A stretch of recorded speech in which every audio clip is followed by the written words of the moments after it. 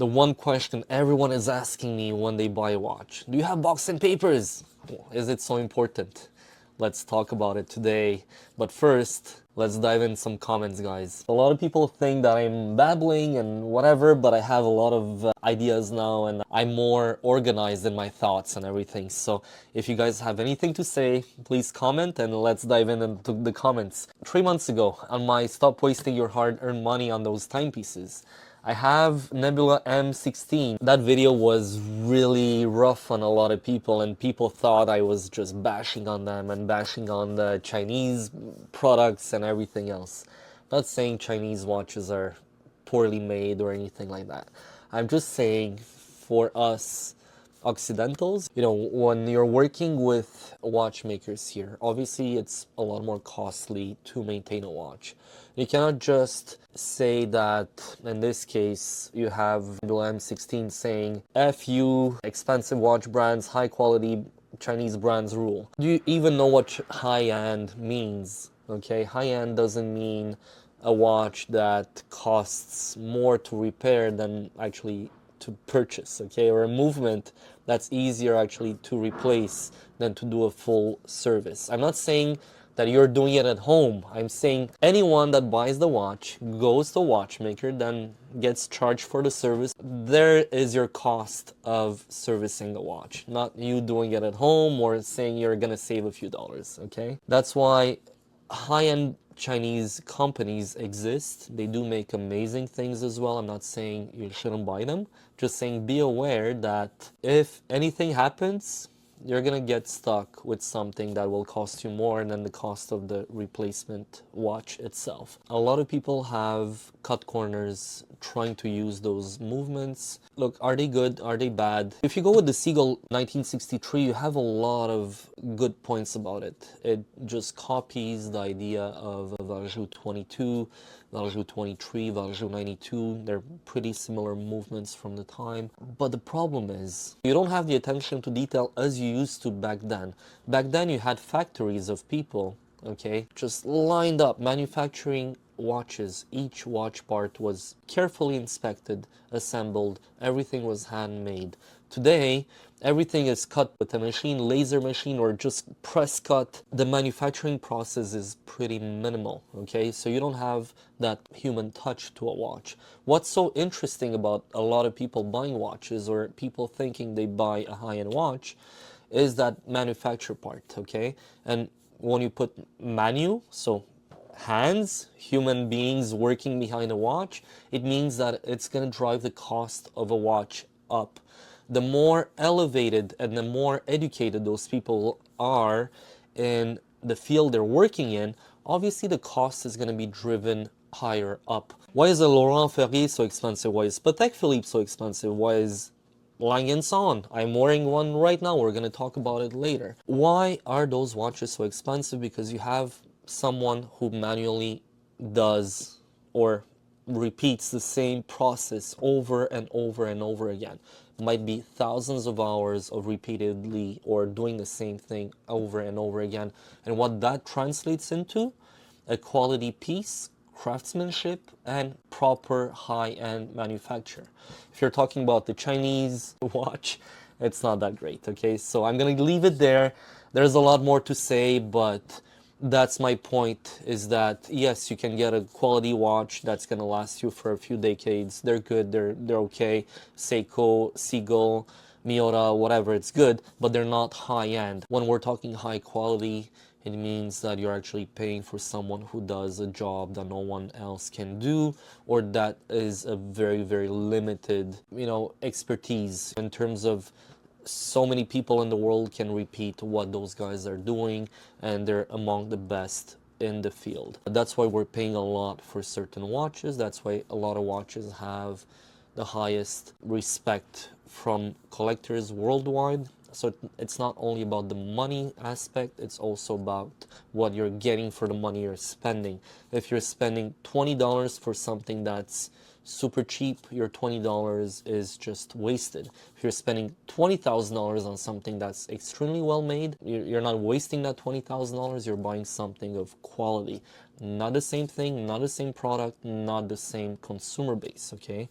So obviously, yes, buy your Chinese watches if you want. Yes, buy a Seiko. I always tell people to buy a Seiko to start off a collection, but you cannot just say that everything is better made in China just because you're saving a few bucks and you think you have a high-end watch that looks like the real thing, that you have a high-end watch on the wrist. Okay, let's go on to the next comment, which I find it's pretty interesting. So I have here, what damages your watch the most, which is the last video, and I have here Jose Medina that is asking me, what do I think about leaving a watch on a watch winder? I think if you do use the watch sparingly, and you have a watch winder that actually keeps your watch for a few days working, that's fine. Otherwise, I wouldn't leave the watch there for more than, maybe a month or even more. There's no point into just winding it over and over again if you're not using it. I'd say it's an on and off kind of thing. You also have to wear it. You also have to actually give it some use. It's a bit like a car. You can't just leave a car for 5 years and just change the battery. You got to change the whole oils, greases, and everything, because it just stayed there and it damaged more than anything else. Same thing here with watches. If you wear them from time to time, that should be fine. But if you're just not wearing the watch for like a year, don't just leave it there in the watch winder. That's my take on it. It's not for everyone. A lot of people do it. There's no real danger to it. A lot of people say, oh, it's going to be worn a lot or whatnot. Just me moving, like this, if I have an automatic watch, it's not the case with the watch I'm wearing. But let's say you have the rotor moving, just you moving your hands all the time will actually give it more wind than a watch winder. Normally, more high-end ones have also the tendency of being dual-sided or one-sided. Also, you have the choice of stopping them, or I think they have some kind of timers on them. They're getting more intelligent, therefore it's really up to you. It's really up to how much you're willing to spend, and also what your use is for it. If you're just going away for the weekend, you're leaving the watch in the watch winder, you're coming back Monday, I think that's not going to do anything to the watch. But if you're just leaving it there for like 6 months, a year, or 2 years just to say, hey, I'm winding it, there's no point, I think, to doing so. Okay, if you really want to do it, just wear your watch for a few days and you should be good. For a lot of people who are asking as well, is it better to leave it in a drawer or is it better to leave it there? Both are kind of damaging, okay, because you're obviously turning your rotor, the watch still works, but at the same time, it's not good to leave those greases and oils just dry out in a watch. I've seen a lot of watches just stop working after 20-30 years in a drawer.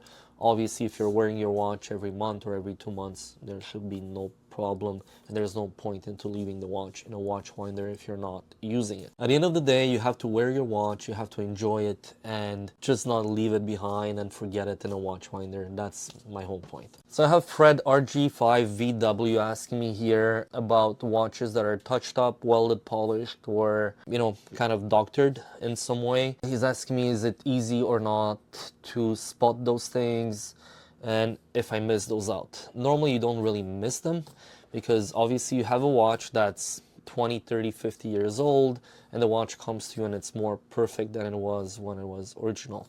Also, a lot of those laser welding guys that I've seen in the past have the tendency of overdoing the job. So you're gonna have chamfers on sports Rolexes that are way too big for what they are, especially when you're adding a lot of material. You're also having a polish level that was not, let's say, as high-end in the past as what they're doing today, so it's basically even better than it was originally. And also you can feel that a watch has a lot of wear compared to everything else. So you're gonna see the bezel. The bezel is something that is getting worn differently from the watch. Obviously, it's always touching your clothing. It's also more prone to getting damaged. Obviously, when you see a case that's perfect and a bezel that has been polished or touched up, or anything like that, you're obviously gonna see that there's that discrepancy in the case and the bezel, and everything just looks too new for the age of the watch. A lot of those cases are really, really well rebuilt, but you can spot them like miles away. They're way too shiny, they're way too perfect for what they are, and 99% of the watches that I see coming my way are not in that condition, very far from it. And honestly, I prefer them as original as they get. Obviously, it comes with a lot of experience. It comes with the fact that I do see a lot of watches. I dream about them, and I'm always thinking watches. Obviously, it's very easy for me after so many years, but all those doctored watches right now are more and more and more accepted in the market. Sadly, I don't consider them as valuable as something that's perfect or original without having been touched up. But a lot of dealers prefer showcasing or presenting you a watch that's perfect, and they say, hey, there's no scratches. Obviously you took them all off. It's like you can't say there's no scratches when you just took them all off, and then you're just hiding them behind either laser welding, polishing, or touching up the case or recutting the case. It's really a poor way of just marketing the watches. It's better to say, hey, it's been rebuilt, it's perfect, this is what the result is, but not just make stories that a watch is almost new old stock or like new or anything like that. Those watches do not exist, okay? They're less than maybe 1 in 20, 30, 40,000 watches out there that are that perfect and that good.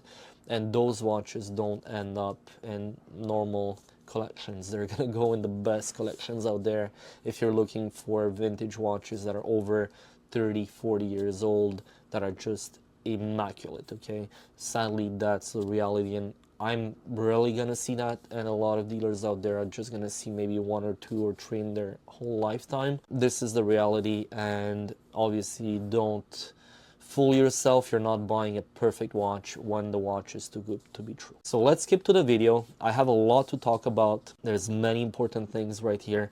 And are watches with boxes and papers more important? Are they not? Let's dive in. Let's go to the modern, let's go to the vintage. There's a huge discrepancy between them.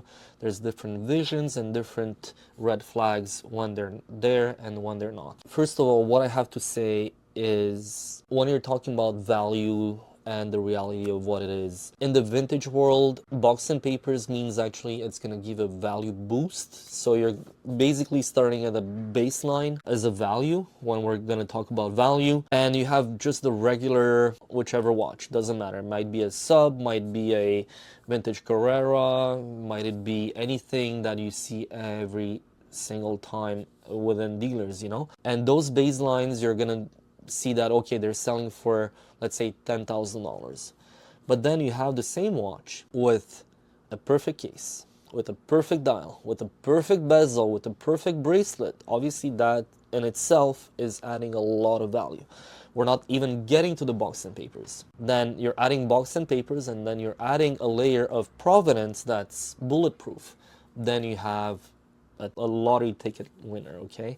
What happens is that watch will gain an absolute boost in value for the collector out there that wants that kind of watch, okay? You want a perfect watch, you're gonna have the boxes, the papers, the condition that goes with it, and everything else. In the case of a watch that's really poor condition, and then you add the box and the papers, what matters most? I think it's the watch. You're wearing the watch, you're not wearing the boxes and the papers. So what I always tell people, buy the watch, buy the condition of the watch. And then if you have the boxes and the papers, and they're, tremendous quality compared to everything else, you're gonna have a very, very interesting watch in terms of collectability, in terms of condition. Overall, it's gonna be really good. But if you have a poor watch with papers, the watch is never going to be saved, except, again, when we're talking about laser welding and everything else, you find a proper dial, and then it becomes a mishmash or whatever, and that's not what I suggest to people to buy, okay? When you want something, buy the watch first, and then the boxes and the papers, if they follow, if they're there, great. If they're not, Doesn't matter, you bought the most perfect piece you could with the value and the budget you had, okay? When it comes to modern, totally different thing. There's a lot of red flags when a watch that's less than a few years old comes without box or papers. There might be, I'm thinking about 5 or 10 reasons why. Most of the cases that I've seen so far, either the watch is stolen, which is not good, either the watch is fake. A lot of fake watches do not obviously come with box and papers. A lot of fakers out there don't want to put the energy of putting a box and papers with the watch, so all you get is a watch in a box, and that's it. The third thing as well, a lot of people travel, they don't want to pay the taxes. Let's say you're in Europe, you found the watch at an AD, you don't want to be caught with paying taxes or duties or whatnot. I've seen that a lot before. People just toss the extra links, the card, the box, just to have the watch, which is again like a bit ridiculous. If you're really interested into having a watch, just don't toss those away. It's not adding to the value. Actually, you're losing on one side maybe 10-20% of the value versus the taxes you would have paid depending on the country where you're going. That's a bit sad. The other thing that I've seen a lot is people just tossing them just because they're moving, they forgot about them. Separations, a lot of people just get separated. So you see that the gentleman got separated from the wife, comes, sells me the watch, and then the boxes and the papers are still with the man. Obviously they're not in a good relationship anymore, and they cannot just go and grab the box from their ex at their house, so that happens a lot. There's many other reasons, but most of them, and most of the biggest reason why I wouldn't buy those watches is most probably because of theft. So you have to be very, very careful. Even though you say, hey, I'm saving, I don't know, 20%, 30% versus one that has box and papers, there's most probably a story behind it. You must know the story. If the dealer didn't do his due diligence, if there's no police report behind that, there might be something very fishy behind the transaction. Therefore, I'd say be careful, especially with new watches. And that's just a fair warning. A lot of people out there, they're just looking at spending the least money possible, and stolen watches are still roaming all over the world.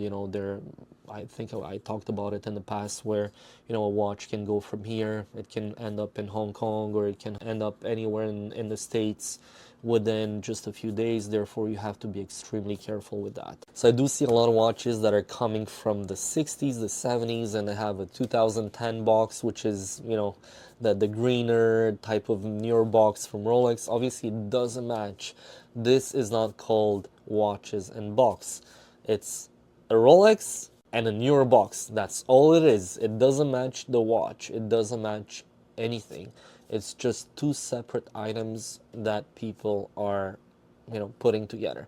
Same thing with papers. You have to be really careful. I do have some blank papers here. A lot of people even buy used papers. I don't know if they're trying to erase what's on the paper itself. They erase the ink and then they rewrite the serial number on there.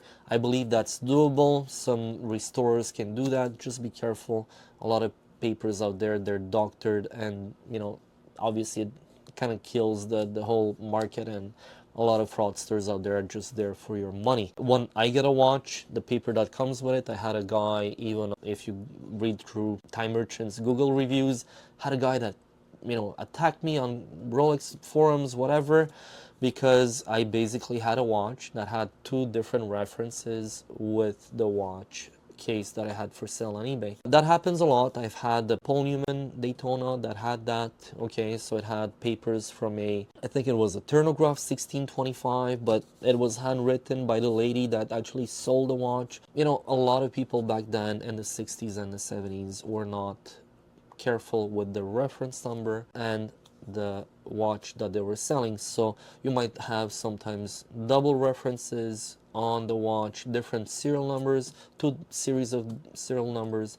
We are in Canada. There were a lot of small-time jewelers, little retailers that could just sell a Patek, sell a Rolex, and they would just mix and match them. We see that a lot. Also, what I see a lot on vintage Cartier or on vintage Vacheron, it happened to me a lot, is that the serial numbers are so small, and back then everything was written by hand, and there might be one number that doesn't match the serial number or the reference number of the watch itself. Does that mean it's the wrong papers? No, but it happened in the times. So there's good and there's bad with those. Doesn't mean that they're fake, that doesn't mean that anyone did anything wrong, it's just human mistakes. On the other end, I've seen something that was really bad this weekend. I have a gentleman that came in the store with a two-tone Datejust that was pretty new with the new reference, and I was really busy. I was with a lot of people in the store, and what happened is that we kind of agreed on the price, and then he brought in the box, the papers. Then when I looked at the card, there's that security area on the card where you put a black light. We're gonna show you that in the video. What happens is that you have a security check with a black light. Those can also be faked, but in this case, the border of the card on the new cards of Rolexes are gold, and the gold is really striking. In this case, the card was really bad.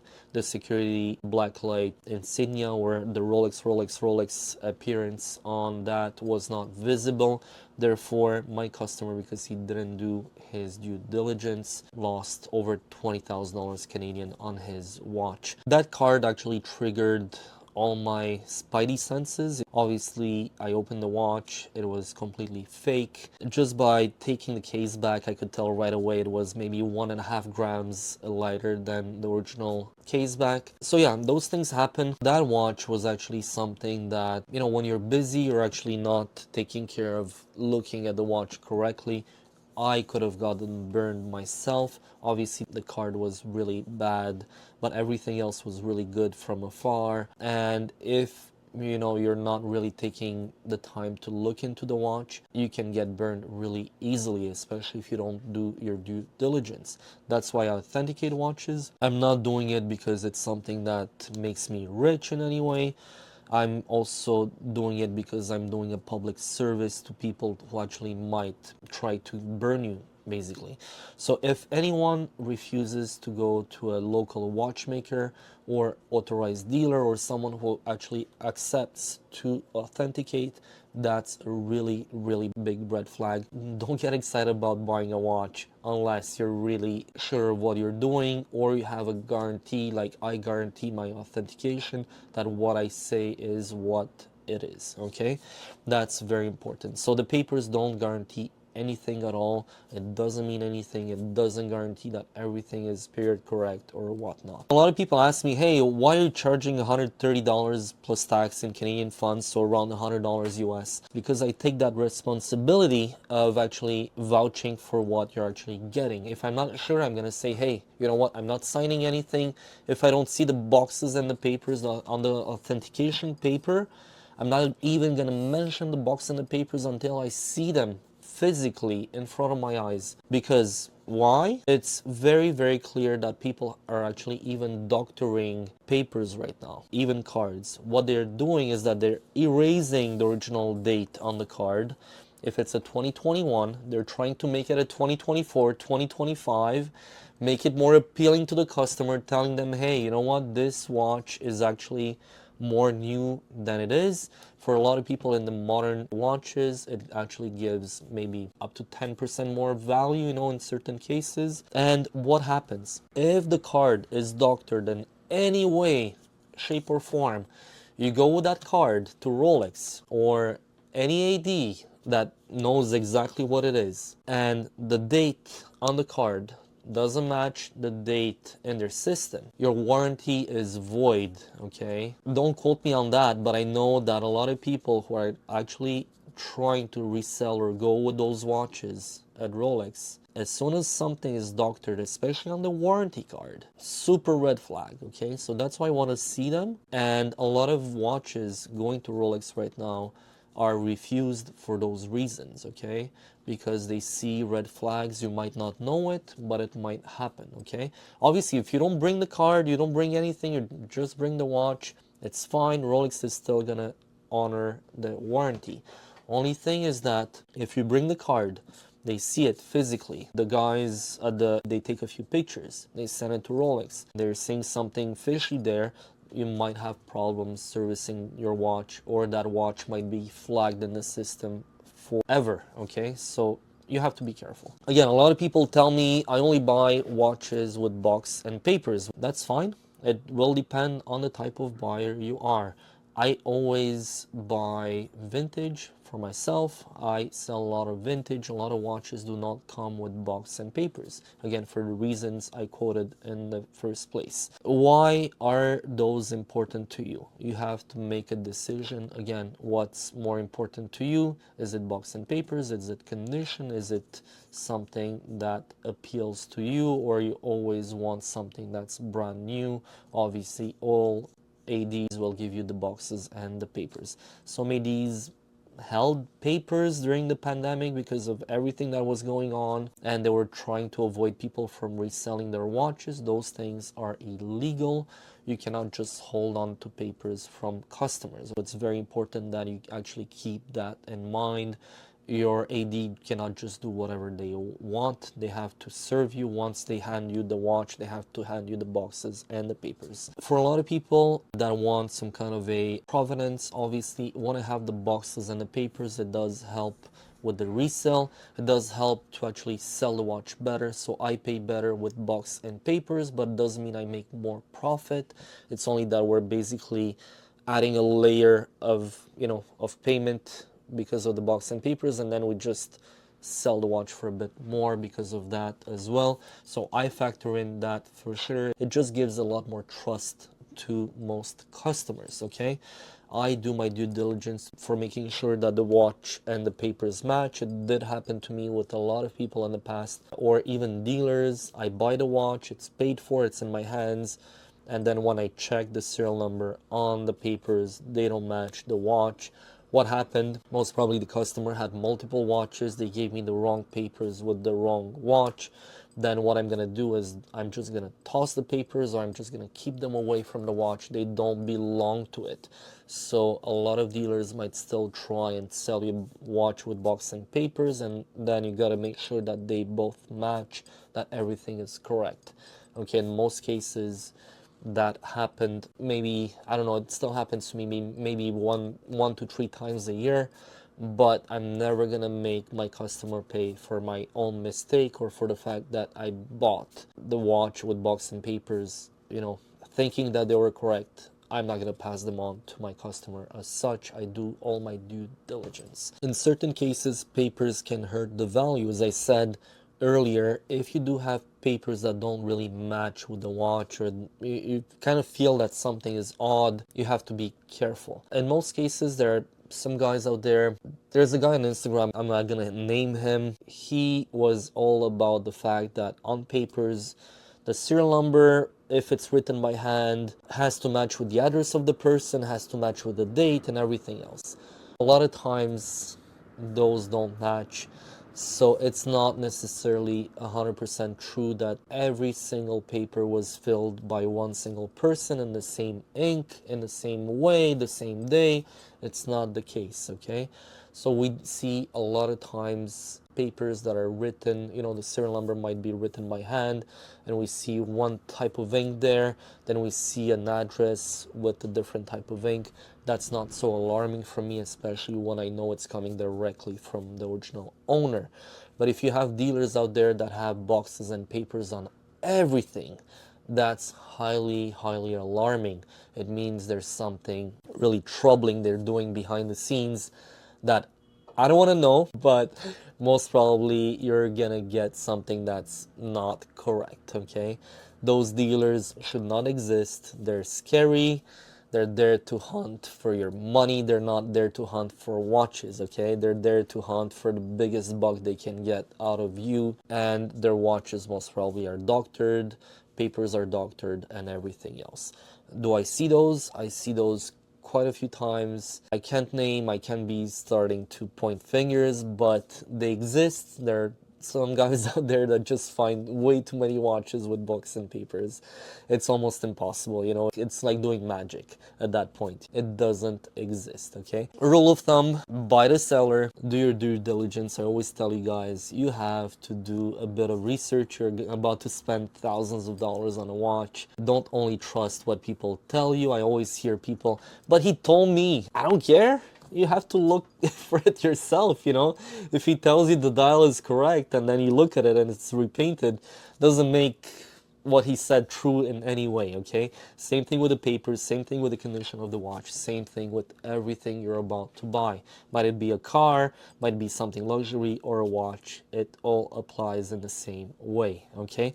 So for today, what am I wearing? I'm wearing something that I've been aiming to have for a very long time. Sorry, it's a bit hard to remove. It's a Lange. It's 1815, 40 millimeters. It's a bit big to my taste. I'm gonna get used to it. It's super heavy. It's almost 100 grams. It's like a brick on the wrist, even though it's only on leather. It almost weighs the same as a day date from, you know, from the era, including the bracelet. This one, it's just the head almost. Very interestingly, Lange has had a lot of hate lately, but I find it's one of those brands that should be looked after. A lot of people didn't have or don't have the respect for the brand as they used to. Apparently the after sales service or the servicing is not as great as it might have been before, but I still think they make among the finest watches out there, and this is one of them. I find the fact that Lange is all about the classic watches, the ones that don't look like anything, but then when you look in the density of the gold, when you look at the finishing of the dial, how perfect everything is, how perfect the movement is, it's just amazing. So for me, it's not only a watch, it's basically something that I wanted for myself for a very long time, and I hope you guys agree with that. If you don't, just comment about it. I hope you like the video. There's a lot to talk about boxes and papers, and I think I kind of answered about everything, but again, if you do have more questions, don't be shy. I'm gonna comment, I'm gonna reply to you guys verbally. I'm not here to be harsh with people. I'm here to just pass the message. Love your watches, wear them, and if you do have a watch winder, maybe the watch doesn't belong on the watch winder, it belongs more on your wrist. Have a great week, guys. Enjoy.